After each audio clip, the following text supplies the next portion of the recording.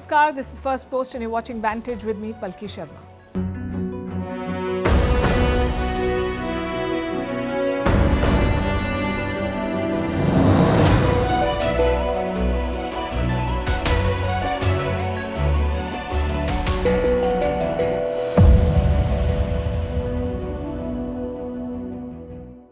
Blackout drills, missile tests, naval exercises and cancelled leaves. India is preparing for war as Pakistan continues to provoke, with an 11th straight day of ceasefire violations along the line of control. India is also targeting Pakistan's economy by curbing trade, cutting water supplies, shutting ports and denying market access to Pakistani goods. On the other side, they're trying to control the narrative by talking to their debtors and holding farcical tours along the line of control. Meanwhile, many countries have offered to mediate and India has one answer for all of them. Thanks but no thanks. We need partners, not preachers. And one such partner is proving to be Russia. President Putin called Prime Minister Modi today and promised, quote-unquote, full support to India. Plus a special report on exposing Pakistan's terror playbook. In the other news that we are tracking, Singapore's ruling party has won again. How has it stayed in power for more than 6 decades?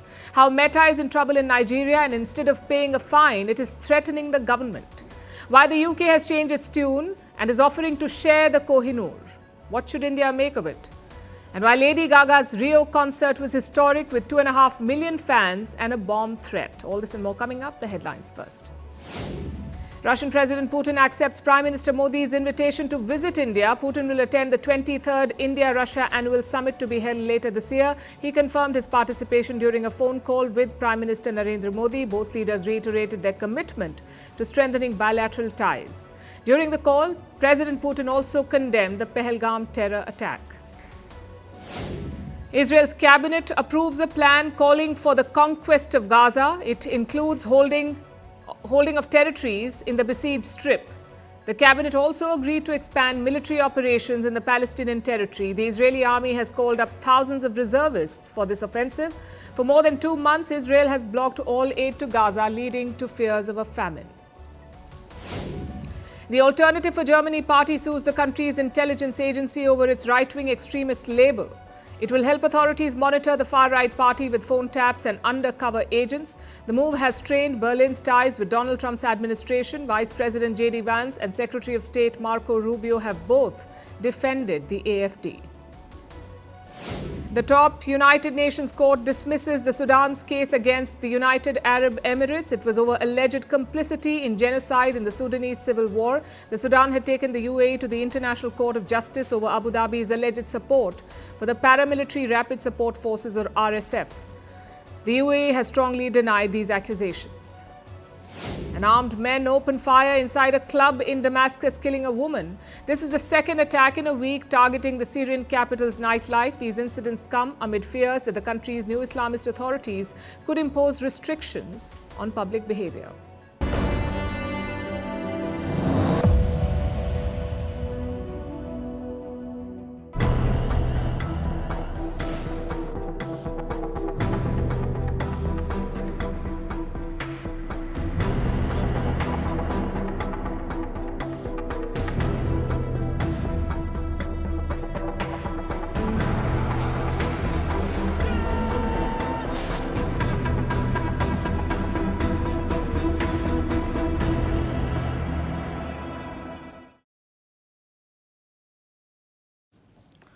Our skies are clear, our waters are still, but on the land frontier, gunfire is ringing. I'm talking about the line of control. Pakistan continues to fire across the LOC.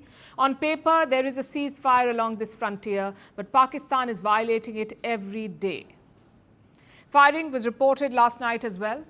It marked the 11th consecutive night of ceasefire violations by Pakistan.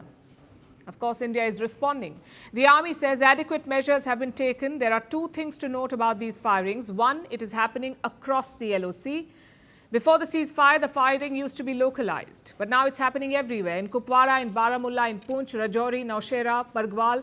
That suggests that Pakistan is intensifying these attacks. Secondly, the motive could be different. Earlier, Pakistan would give cover fire for infiltrators. This time, the firing is a lot more aggressive, perhaps to deter Indian troops from mounting operations. As of now, Pakistan is only using small arms, things like rifles and handguns, but reports say artillery guns will also be ready. Away from the LOC, Pakistan is also testing its missiles. They've done 2 tests in 3 days. The first was done on Saturday. Pakistan test-fired the Abdali weapons system. This is a surface-to-surface missile. Its range is 450 kilometers, the Abdali. Then today, another missile was tested. It's called the Fateh surface-to-surface missile. It has a range of 120 kilometers. Take a look at this.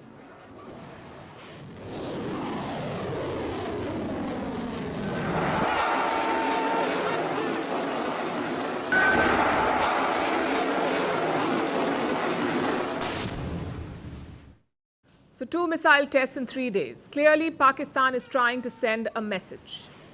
And how is India responding? By stepping up military preparedness. Yesterday, a blackout drill was held in Punjab in the Firozpur cantonment area. All power was cut from 9 p.m. to 9:30 p.m.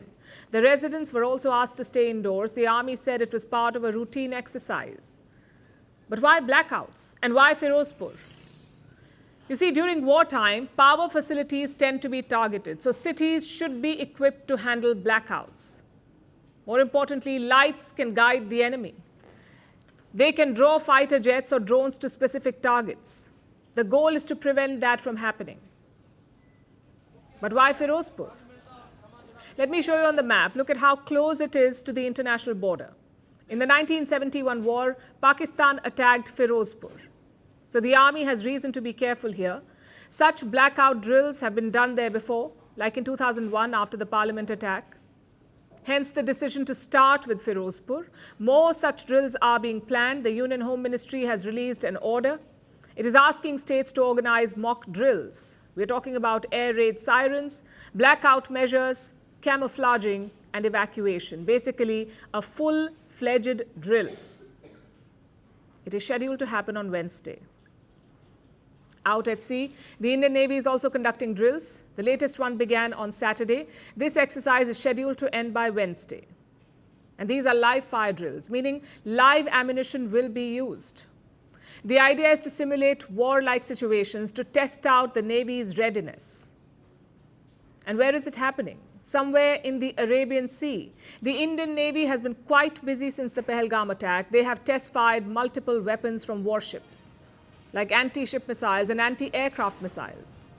If war breaks out, the Navy will play a very important role, whether it's to blockade Pakistan or to take out their naval assets. But in a limited military operation, the Indian Navy's role could be very different. It could be more about alertness and power projection. And we saw that over the weekend. The Indian Navy posted this picture on social media, and it reminds everyone of the trident of India's naval power. You've got the INS Kolkata in the background, which is a naval destroyer.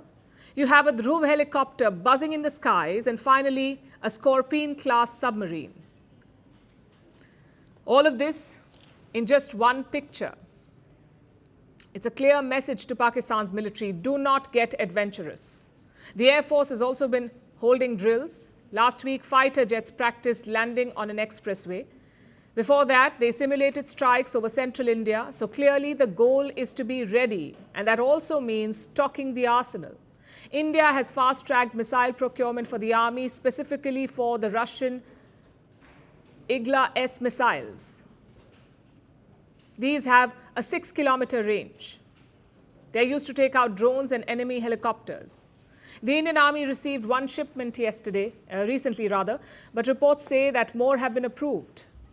Around 48 launchers and 85 missiles. This latest order is being fast-tracked. India's domestic production is also being monitored. Reports say that ordnance factories are cancelling long leaves for employees. Now, these are factories that make weapons for India. Most of them are state-owned. They're called ordnance factories. The government says there is no blanket order on leaves, but several factories are not taking chances. They want to be on alert. Leaves have reportedly been cancelled at MIL factories too. MIL stands for Munitions India Limited. It's a state-run company with 12 factories. Again, the idea is not to create panic. The idea is to be ready. I know the public sentiment is very strong. They want immediate retribution, but the government is taking its time. The goal should not be to strike fast. The goal should be to strike well. And that's why preparedness is key.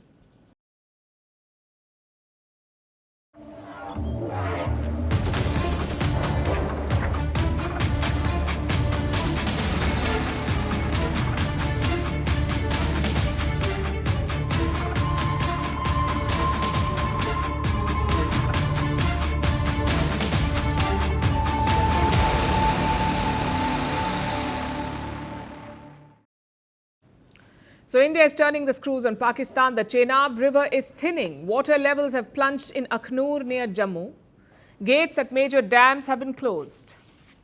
And the impact is clear. Parts of the Chenab River flowing towards Pakistan are drying up. And this drying up is not seasonal. It is strategic. India has halted the controlled release of water from its dams. It started with the Baglihar Dam on the Chenab River. The next is the Kishanganga Dam. It is built on a tributary of the Jhelum River. India could shut the gates of this dam too. Now, as you know, Chenab and Jhelum are rivers. They're both part of the Indus Treaty, a treaty that set the rules for water sharing between India and Pakistan, a treaty that India has suspended after the Pahalgam terror attack. And now the dams on these rivers are being leveraged. They give India control over the release of water, over when to release and how much to release.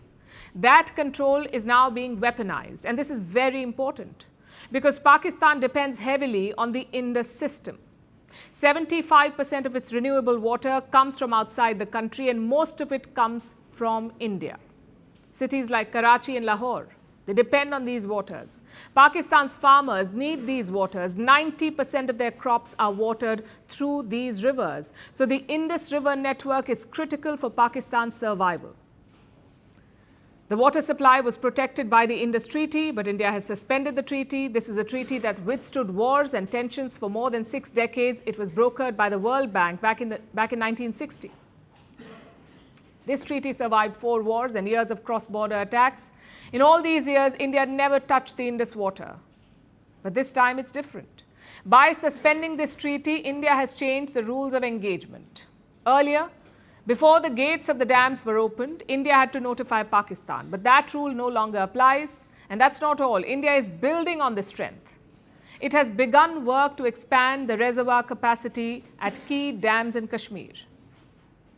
It is also clearing out some dams, like the Salal and Baglihar dams. These reservoirs are being flushed out. The process itself is called flushing. And here's how it works. First, the gates of these dams are open. Then the waters in the reservoir is released.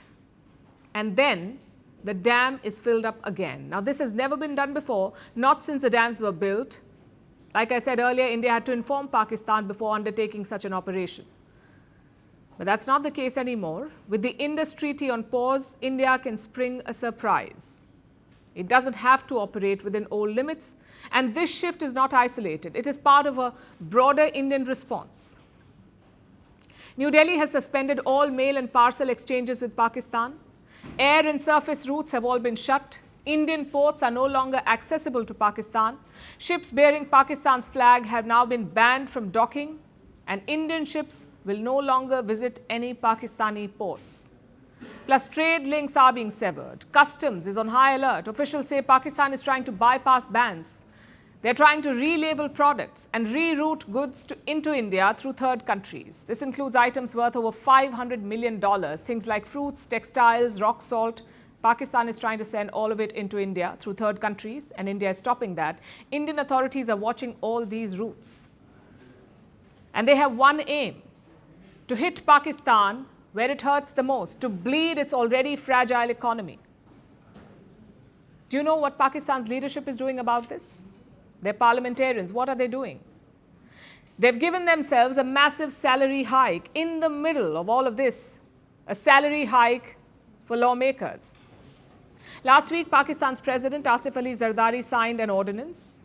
It raised salaries of lawmakers by 140%. I will repeat, at a time when their cities could run out of water, at a time when their trade is drying up, these so-called lawmakers of Pakistan are giving themselves a 140% hike.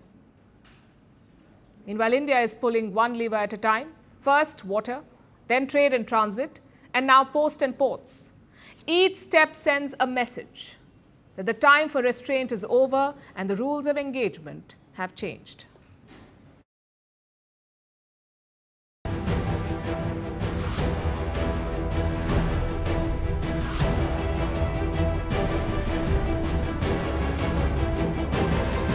India alleges that there are terrorist camps.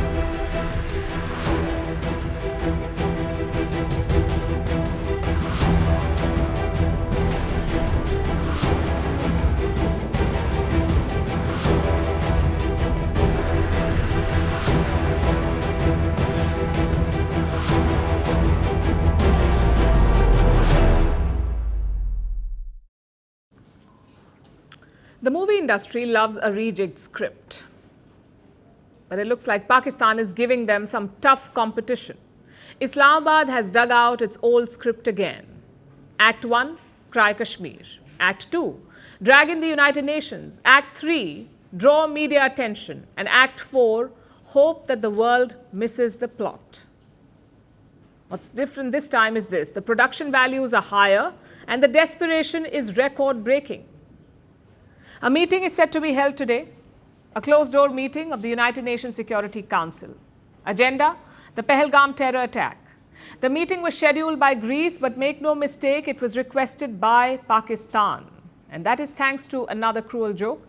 Pakistan is currently a non-permanent member of the United Nations Security Council, a terror state, part of the United Nations Security Council. The UNSC has a total of 15 members. 5 of them are permanent. That's the US, the UK, France, Russia and China. 5 permanent members. The other 10 rotate every 2 years. And currently, Pakistan has a seat at the table. Islamabad is using that seat to push its old agenda.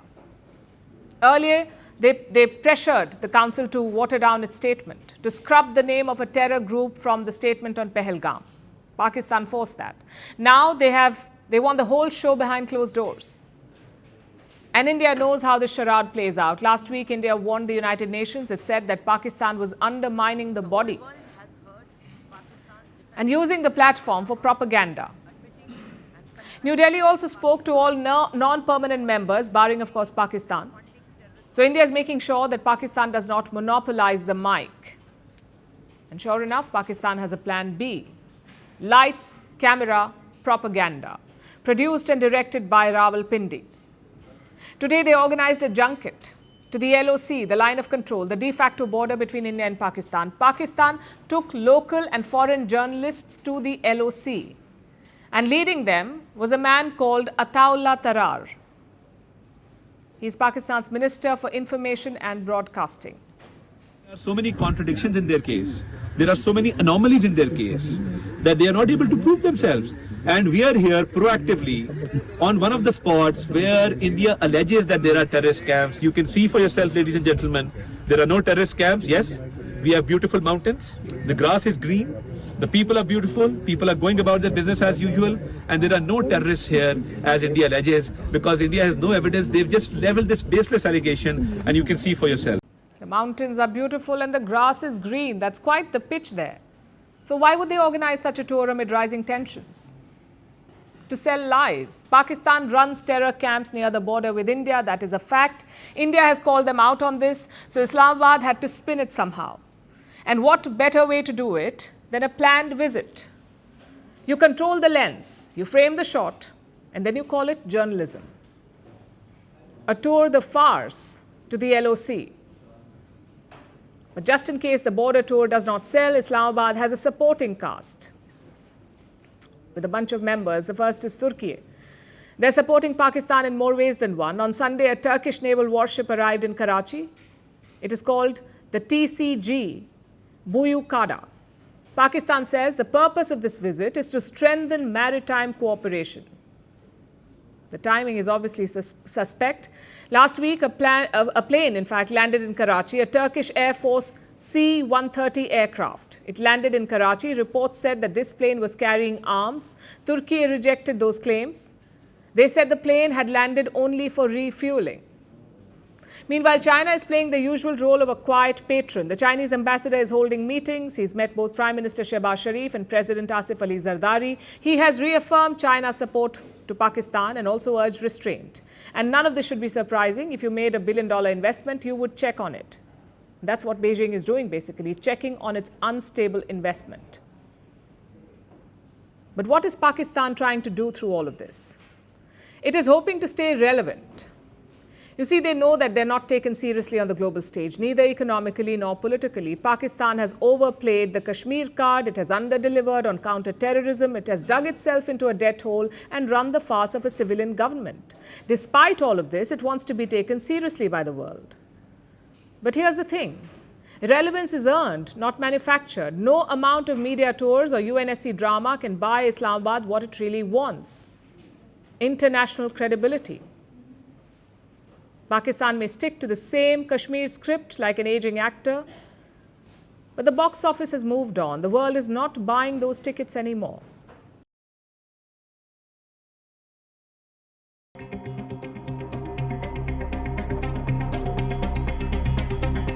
We look for partners. We don't look for preachers.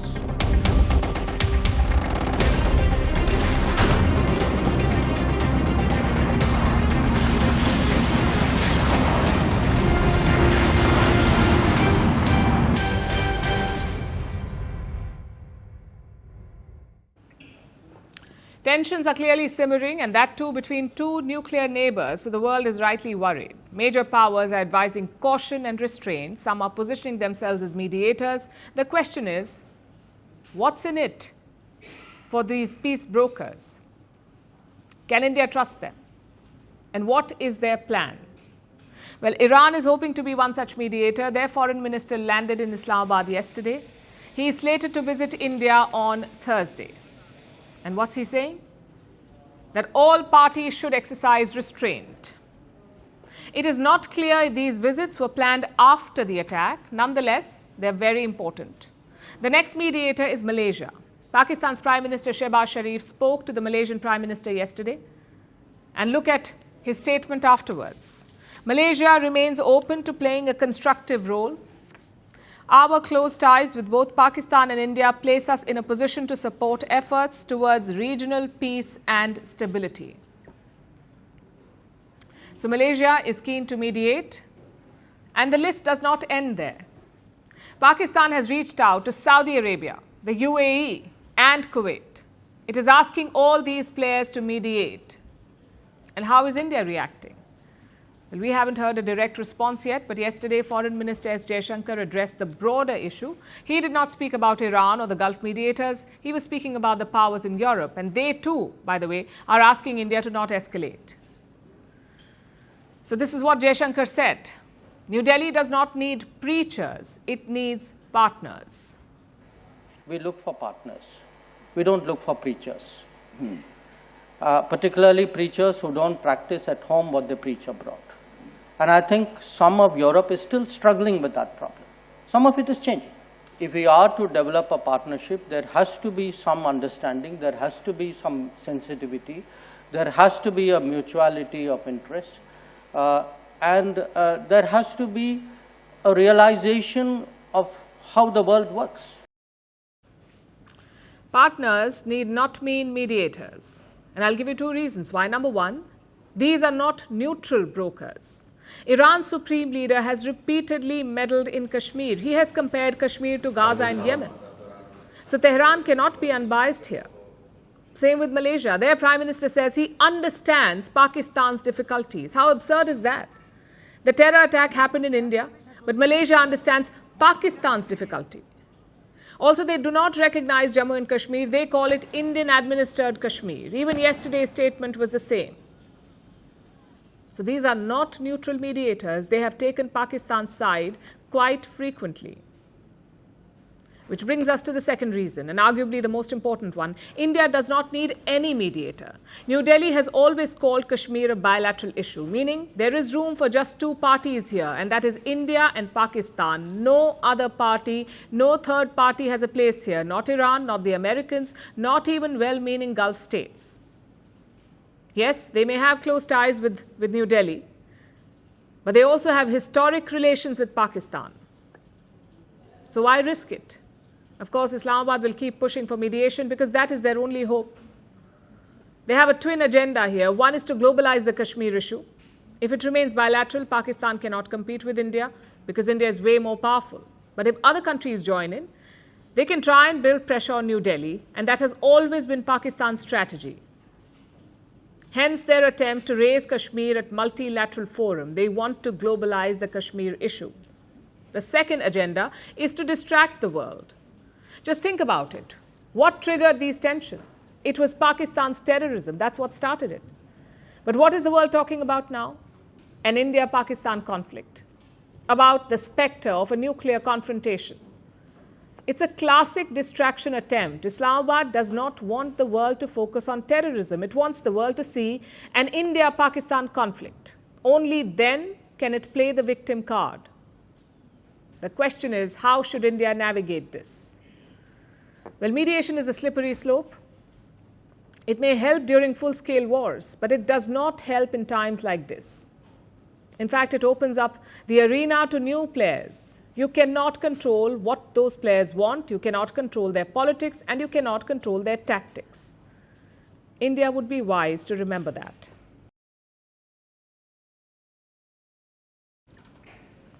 Now let's look beyond the subcontinent. While others are busy lecturing India, Russia has picked up the phone.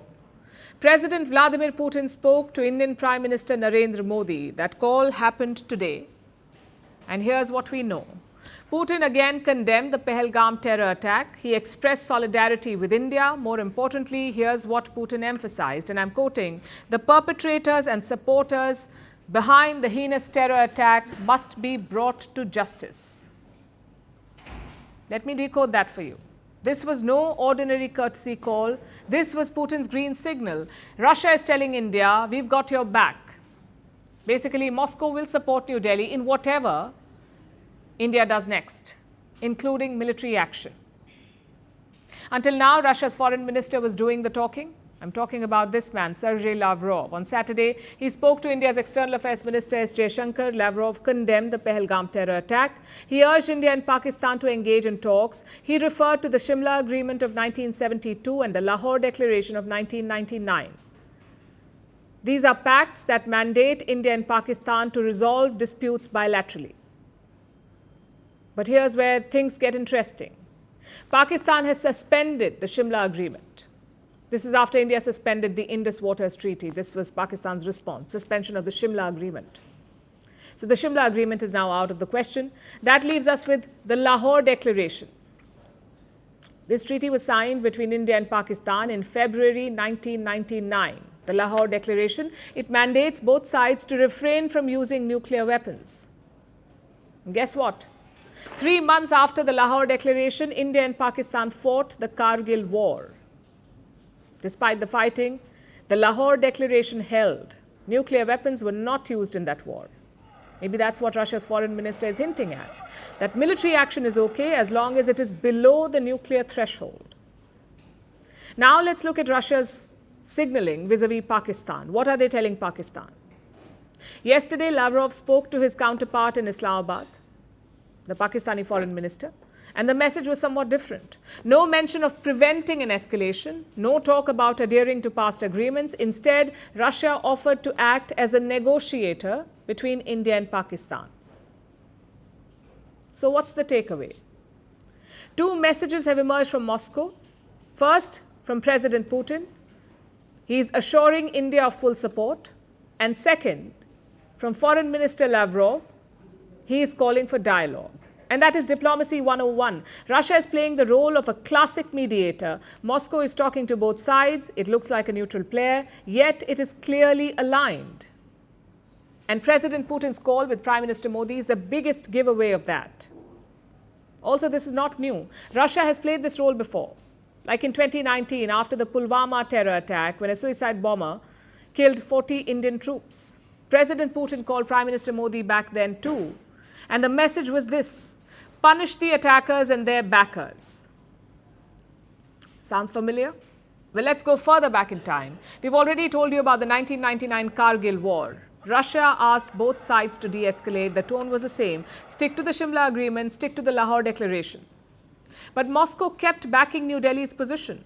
Bilateral relations kept growing behind the scenes. Even deliveries of weapons were fast-tracked. Fast forward to today. Times may have changed, but Russia's stance remains the same. Terrorists and their supporters should be punished. And Moscow is clearly supporting New Delhi here. We'll tell you how. Russia has just sent more weapons to India, shoulder-fired anti-aircraft missiles. These are highly effective against helicopters and drones. In fact, Russia has deep ties with India. It remains the biggest weapons supplier to New Delhi. Almost 65% of all weapons in the Indian armed forces are Russian, 65%. And then there's oil. India is the second largest buyer of Russian oil. Bilateral trade is at a record high of $66 billion. When the West launched a campaign to isolate Russia in 2022, India kept its doors open. The fact is, Russia and India have been strategic allies for decades. Moscow may urge restraint publicly, but behind closed doors, it wholeheartedly backs India. In a world of shifting loyalties, Russia has been a rare constant for India. One that doesn't preach, but delivers. Now let's look at Pakistan's terror playbook. Step 1, raise and fund terrorist groups. Step 2, orchestrate terror attacks across India. Step 3, deny any involvement. Step 4, demand a neutral investigation. Step 5, play victim, and then repeat. Pakistan calls terrorism a rogue element problem, but let's be real here. It is a strategic choice for them. So the next time Islamabad calls for peace and dialogue, remember the script. Even better, let there be no next time. Hold Pakistan accountable this time, not by urging it to change the script, but by burning the whole playbook. Because Pakistani terrorism is not just a regional problem, it is a global threat. Our next report explains. You may have heard the phrase, if you can't beat them, join them. It means if someone's too strong, it's better to be on the same side. Well, not if you're Pakistan. They do things differently. Their playbook is more like this. If you can't beat them, then wage terror using terror groups. Here's what we mean. Pakistan's terror playbook is no secret. It's a tattered manual they've been using for decades. Step 1. Raise, fund and arm terror groups like the Lashkar-e-Taiba and the Jaish-e-Mohammed. Step 2. Extend the army's support to the terror groups and orchestrate terror attacks in India. Step 3. Deny everything. Step 4. Demand a neutral investigation into the terror attack. And Step 5. Play the victim card by saying Pakistan suffers the most from terrorism. And then repeat this again and again. Let's start with the obvious. Pakistan is a terrorist haven. The Pakistan Army and its intelligence arm, the ISI, aren't just complicit in spreading terror, they are the architects. Every terror group that was formed in Pakistan has the Pakistani Army's approval, and they have used these proxy groups to attack India. Like the 1993 serial blasts in Mumbai. Over 250 people were killed. But the mastermind, Dawood Ibrahim, still lives freely in Pakistan despite global sanctions.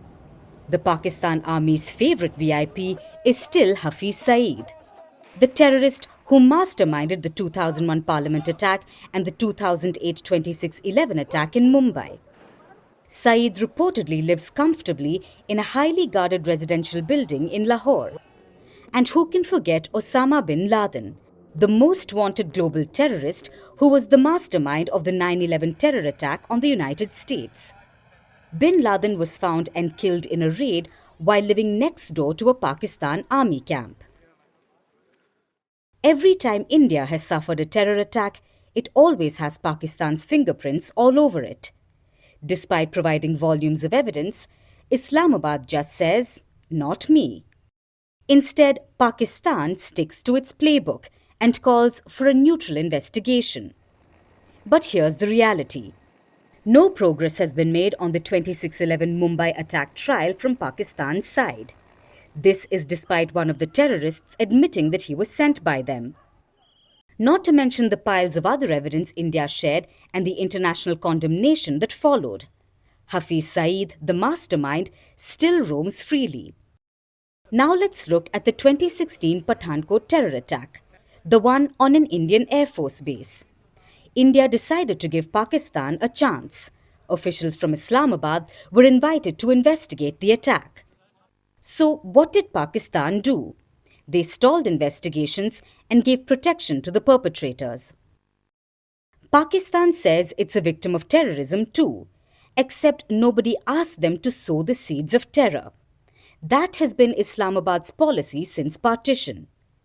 The truth is that India has suffered from Pakistan-sponsored terrorism for decades. The world is only waking up now. They have understood Pakistan's playbook and are tired of the crocodile tears.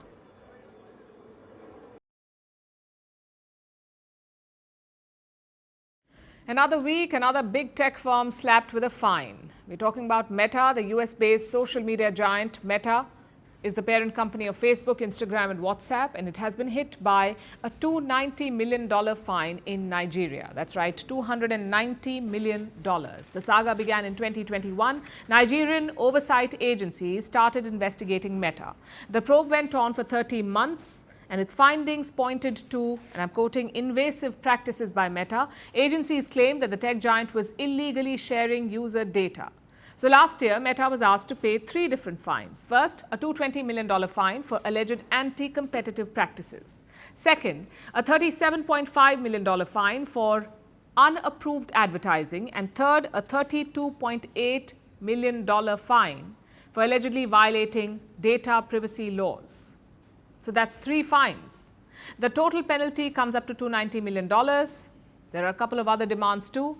Nigeria wants Meta to seek prior approval before transferring personal data out of the country. It wants a specific icon added to educational videos. It also wants a list of unfair practices. These are ways in which Meta processes data which could harm Nigerians. They want a list of that. In short, Nigeria is cracking the whip, and unsurprisingly, Meta is not happy. It says the demands are quote-unquote unrealistic. So Meta challenged this in court, and it failed. Now it must pay the fine. The deadline is the end of June. But the company has not given up. After losing the legal bid, Meta has pulled out a secret weapon. It has tossed a little threat in the ring. It says it may shut down Facebook and Instagram in Nigeria. And this threat has fueled the flames. The Nigerian competition body has slammed Meta, calling it a calculated move to pressure the government, accusing it, and I'm quoting, accusing it of blackmailing Nigeria to avoid the fine and reiterating that threatening to leave Nigeria does not absolve Meta of liabilities. The company is yet to respond to this, but in all likelihood, this threat is a bluff. I'll give you 3 reasons why it's a bluff. First, Nigeria is not the only battleground for this tech giant. Government after government is slapping fines on Meta, from India and South Korea to France and Australia. In fact, last year, Australia saw the blackmail playbook in action. Meta said it will block a feature on Facebook after it was penalized in the country. But this turned out to be an empty threat. So Meta has faced penalties for several breaches in many countries, including the violation of data privacy or advertising laws. And the fines are steep. If $250 million sounds like a lot, look at what happened last year. Meta settled a $1.4 billion lawsuit by the Texas government. This was for the unauthorized use of people's biometric data. And now they're in trouble in Nigeria. Yet instead of complying, Meta is acting like a teenager, throwing a fit. But leaving Nigeria will be a costly option. And that's reason number 2 why this threat is a bluff. Nigeria is Africa's most populous country. It has one of the world's highest number of internet users, with about 164 million internet subscriptions. Facebook is by far the most popular social media platform in Nigeria. It is not just used for communication by people, it is wildly popular among small businesses. So if the parent company chooses to walk away, Nigerian users won't be the only ones losing out. Meta will lose too. Which brings me to the 3rd reason why this is a bluff. Meta may escape one penalty in one country, but what about the larger trend? Tech giants everywhere are coming under scrutiny. Last month, the European Union fined Meta and Apple a combined $800 million. Amazon, Google, TikTok, they've all been penalized on several occasions. But instead of fixing the problem, Meta has chosen to blackmail a government. Our next story is from Singapore. It had an election over the weekend. Singapore's ruling party has won again. It is called the People's Action Party, or PAP. This is their 14th straight win. You heard that right, 14th straight win. That's more than 6 decades of uninterrupted rule. The party now holds 87 of 97 seats in the parliament. The question is, how do they do it? How does the PAP keep winning election after election? One big reason is that the opposition is divided. This time, a total of 10 parties challenged the incumbent, but they made no real impact. The PAP, meanwhile, contested every seat. They have more members, they have more money, and clearly more reach. Older voters trust them, although critics say the playing field is not level. But in these uncertain times, with inflation rising and a trade war looming, the voters seem to have chosen predictability over change. The PAP promised calm in the storm, and clearly it worked. Here's a report. They have done it again. Singapore's ruling party has claimed another victory. The People's Action Party has won its 14th straight general election. Thank you for the strong mandate that you have given to me and my team. We are very grateful from the bottom of our hearts. It is yet another clear mandate, another term in power. The PAP has now ruled Singapore for more than 6 decades. Long before Singapore got its independence in 1965, the PAP secured 87 out of 97 parliamentary seats. It swept most constituencies with huge margins. The opposition failed to build on past gains. So, how does the PAP keep winning? The reasons are layered, but familiar. Let's look at the numbers. Almost half the candidates on the ballot were from the PAP. They contested every seat. The Workers' Party, the main opposition, ran in just 26. It won only the 10 seats the PAP didn't take. The rest of the opposition was divided. As many as 10 parties went up against PAP. They lacked any unity, also resources. Most of them ended up performing poorly. The PAP, on the other hand, is a well-oiled machine. It is organized. It can lean on a large membership. It has influence across state institutions and far greater resources than any challenger. The advantage is clear. It's also long-standing. Older voters have lived through Singapore's rise. They have seen Singapore's transformation from a port city to a global hub. Many credit that rise to the PAP, and they trust the party to keep the country stable. But party's critics say the system is not entirely fair. Elections are free from any fraud, but not free from bias. The PAP controls most mainstream media. Electoral boundaries shift before every poll. A practice often criticized as gerrymandering. Still, the message from the voters was loud. They want stability. They want steady hands. That message worked for the PAP and for its new leader, Lawrence Wong. This is my first election as Prime Minister and as Secretary General of the PAP. So it's been a very humbling experience working with all of you, interacting and engaging with all of you. We are grateful once again for your strong mandate, and we will honor it. We will honor the trust that you have given to us by working even harder for all of you. He warned of global uncertainty, a possible recession, rising prices, and the ongoing US-China trade war. He said Singapore needed experience, not experiments, and many voters agreed. But the PAP isn't invincible. The Workers' Party may have lost the contest, but it gained ground. Their vote shares rose in territories it ended up winning.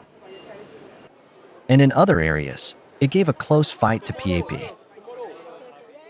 The Workers' Party campaigned on lowering living costs. and on building a stronger safety net. The result shows an electorate that's watching, waiting, and expecting results. So yes, the PAP has won once again. But to stay relevant, it must now deliver.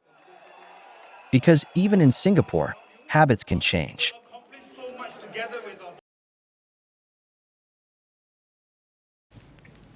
The Kohinoor does not need an introduction. It is not just a diamond, it is the diamond. 105 carats of conquest and colonialism. It was born from the mines of Golconda, passed through empires and then stolen by the British. For nearly 2 centuries, the UK has held it tightly. They polished it, recut it, and placed it on the heads of queens, as if the Kohinoor was simply theirs. But now, for the first time, the British have changed their tune. Suddenly, they're talking about sharing the Kohinoor, not returning it, not apologizing for stealing it, just sharing it. The suggestion was made by Lisa Nandi, the UK Secretary of State for Culture. She is a British Minister of Indian origin. Nandi was in New Delhi for an official visit. India and the UK are talking about cooperation on cultural artifacts. And that's where she said this. We've been talking between the UK and India for quite some time about the way that we think we can collaborate much more closely together to make sure that people both in the UK and in India can benefit from and have access to many of the cultural artefacts that stem back to the time, very different era. That's something that I've discussed with my counterpart. She was asked about the Kohinoor and she acknowledged that it was part of the talks. So the UK is talking about a collaboration. It's not clear what this will entail, but here's a quick primer first. Like I said, the Kohinoor was mined in Golconda. Originally, it was around 191 carats. It went from Mughal emperors to Persian invaders, from Afghan rulers to Sikh kings. Then in 1849 came the British. At the end of the Second Anglo-Sikh War, the British East India Company defeated the Sikh Empire. They forced a treaty on the boy king, Dalip Singh. He was just 10 years old. One of the terms was handing over the Kohinoor. The diamond was shipped off to London. Queen Victoria had it recut and set into her crown. And ever since, it has lived in the Tower of London, a colonial trophy mistaken for national heritage. For decades, Indian governments have petitioned for its return. They asked the UK to return the Kohinoor, but London always had the same answer. The diamond is legally theirs. That's what they said. So what explains the change in tone now? The answer, just like the diamond, has many facets. The first is economy. The UK is scrambling to stay relevant in a post-Brexit world. Their economy is sluggish. They need new partners and new deals, and India is one of them. Negotiations for a free trade agreement have been going on since 2022, but they've been bumpy, delayed by political chaos and lingering mistrust. But the Labour government under Keir Starmer wants to reset the clock. So they're using culture as currency. They're offering symbolic gestures like cultural collaboration on artifacts. It costs very little in reality, but it may go a long way in building goodwill, or so they hope. The second is optics. King Charles was coronated in 2023. At this event, the royal family made a surprising choice. They left the Kohinoor out of Queen Camilla's crown. And there were a few reasons for this. One, of course, is to avoid diplomatic issues with India. The other is a broader post-colonial scrutiny. The UK is facing music over its colonial plunder. Its museums are the biggest loot houses in the world. Because let's be honest, if the British Museum starts returning colonial artifacts, it would have nothing left. The world wants the UK to repatriate artifacts like the Kohinoor, or the Benin bronzes, or the Elgin marbles. So Britain is now offering compromises, like sharing the Kohinoor. What should India make of it? Well, this might be the start of something, or it might be a well-timed distraction. Either way, one thing is quite certain. Talking about sharing the Kohinoor is not the same as returning it. It's a step forward, yes, but not far enough, because you cannot share what you stole. You can only give it back. Until then, the Kohinoor is not just a diamond. It is a reminder that you cannot polish away the past, no matter how brilliant the diamond is cut.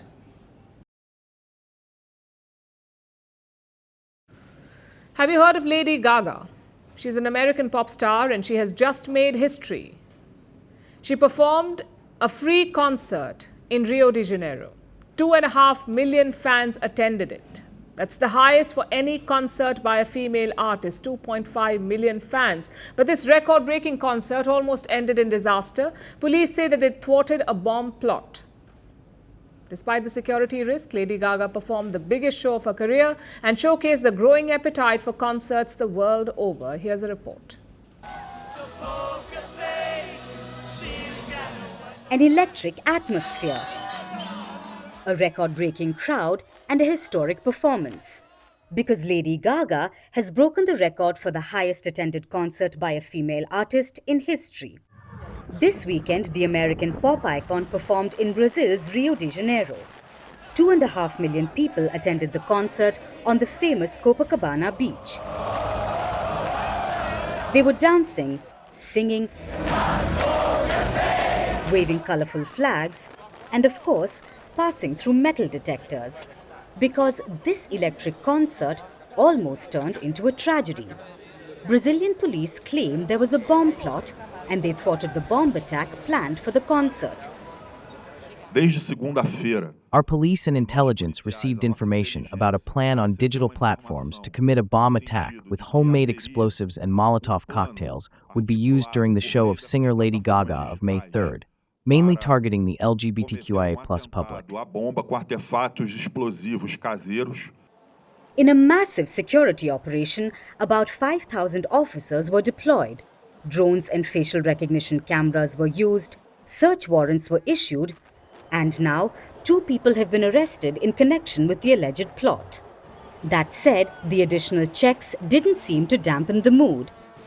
As fans travelled from all across the country to see the performance, it was a big moment for the Little Monsters or Gaga's fans and for the city as well. The concert was free to attend for the fans. It was paid for by the city to revitalize Rio's economy. And the plan seems to have worked. The concert is expected to have added $100 million to the local economy. But Gaga isn't the first person to perform at a free concert. So did superstar Madonna, who previously held the record for the highest attended concert by a female artist. Her concert in May 2024 was also paid for by the city. It attracted about 1.6 million fans in Copacabana. These free concerts come at a time when ticket prices for live concerts are surging the world over. You may know that Lady Gaga performed at the Coachella Festival in California last month. Her tickets fetched about $600 for one weekend. This budget-busting cost is only part of a larger trend. Global ticket prices have shot up 19% since the pandemic. Many seem to be willing to pay the price. In fact, youngsters are increasingly accumulating debt to attend concerts, like 60% of Coachella ticket holders this year. But this is good news for the concert economy. Globally, it stands at about $39 billion. Artists are increasingly pulling up entire economies, or what many call Swiftonomics, inspired by Taylor Swift's Eras Tour. With more than 150 concerts in more than 50 cities, it came to an end in December last year. It made the pop star a billionaire and left a lasting impact on the global economy. Eras was the highest grossing tour of all time, with an estimated windfall of about $2.2 billion. But if you take into account indirect spending like hotels, travel, food, water, and so on, Swiftie spent about $10 billion just in the United States. Because today, concerts aren't just live music performances, they are economic blockbusters. And while ticket prices may leave concert goers speechless, they seem to have a million reasons to marry the night anyway.